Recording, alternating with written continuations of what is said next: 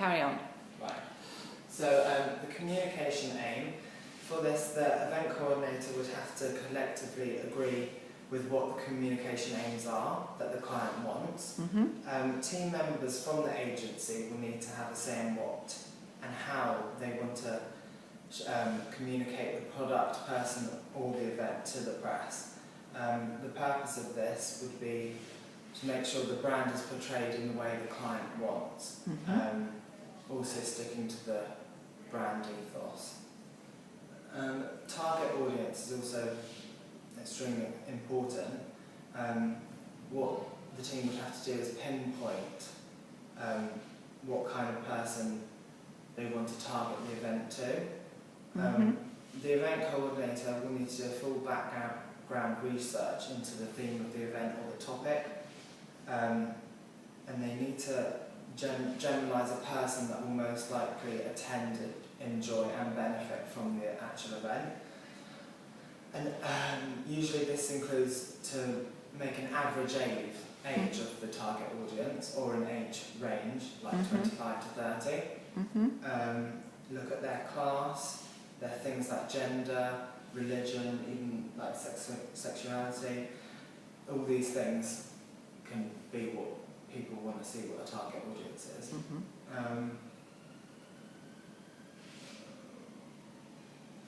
This will be taken into account from the brief. For example, when organising catering for the event coordinator will have to look into the average age of the guests and then accordingly pick the catering. So if it's like a 5 to 10-year-olds party, you're going to look at like hot dogs and sandwiches, stuff like that. Research.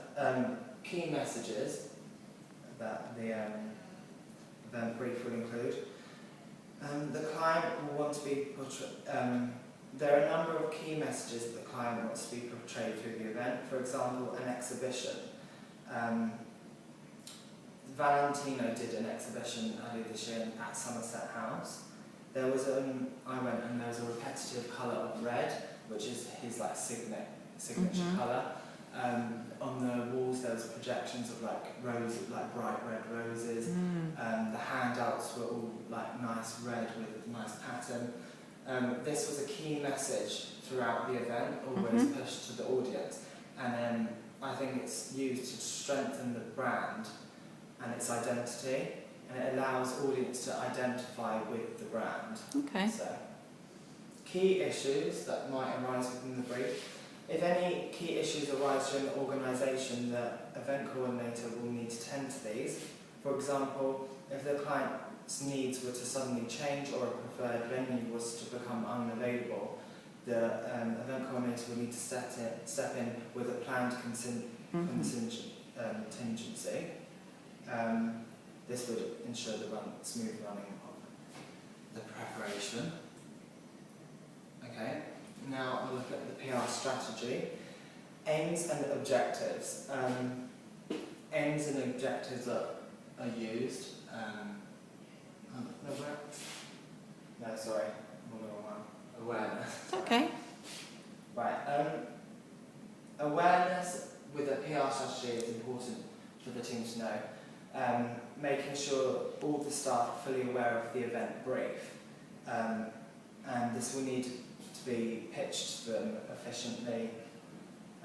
You could even use a presentation with photos and colour coordinate to make sure the team is fully aware of what the brief actually is for the event. Knowledge. It's important to have in-depth knowledge of what the client's needs are and what they're all about. For example, here at Modus we have a brand called Tom's, the shoe brand. They give away a free pair of shoes to every person that buys a shoe. They'll give away a free pair of shoes in a third world country. Oh, okay. Yeah. So that when we do events for them, it's always important to kind of look at it as not a charity, but a giving back kind of theme.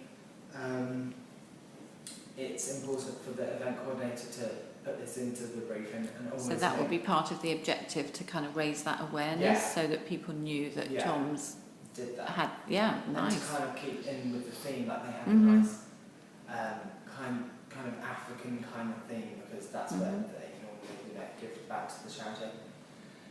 Credibility within the PR strategy. It's important to make sure it's all truthful and to make sure that all aspects are covered and they're approved by the client. Mm-hmm. Targets. Having clear targets for the event and setting a clear strategy to meet them. For example, having a client will want a certain amount of guests in attendance. Mm-hmm. They'll give us what they want. The event coordinator will need to achieve this by organising the invite database properly and sending out the invites on time to make sure that the client gets what they need. Okay? Mm-hmm. PR strategy. Right.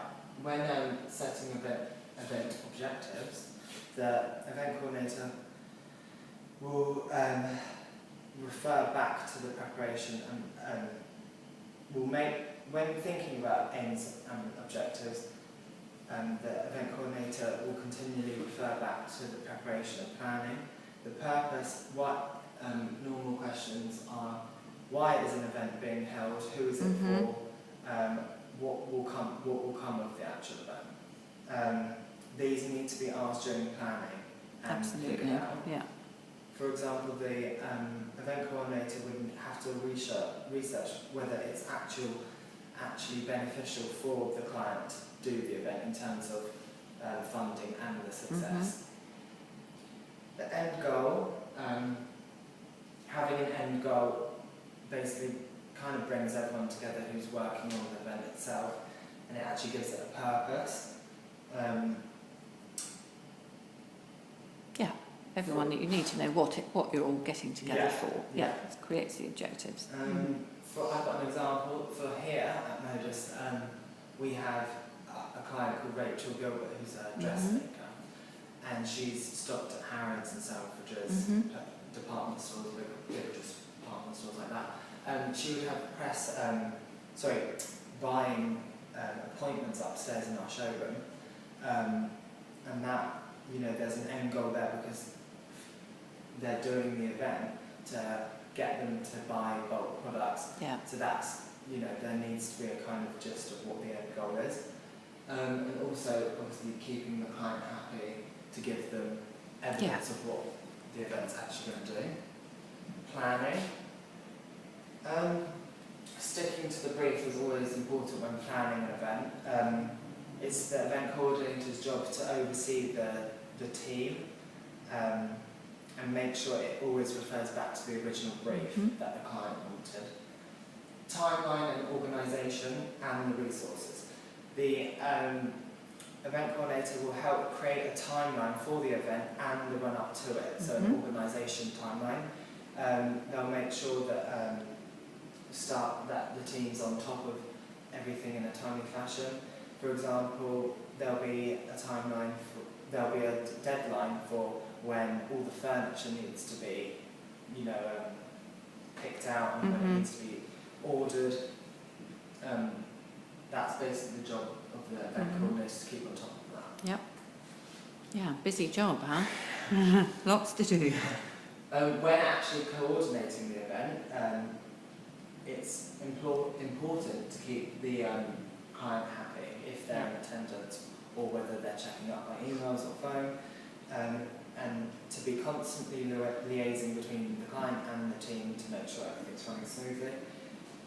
Suppliers. The event coordinator will be the point of contact for suppliers such as catering and deliveries on the day, so that's their job to keep their contact number available. Internal functions. The event coordinator will organise and set up internal functions for the event. An example would be the briefing that will be given to all the staff that's working the event. The event coordinator will need to book out a room, make a presentation, set up the whole thing. Yeah, include when coordinating the event coordinator will need to think about the delegates. The brief will have to include specific delegate requirements that might arise. Any activities that certain departments will have planned for the day, if there is any catering options. it will have to all be run past the event coordinator, and they will have to work around the specific requirements. Yep, absolutely. Okay.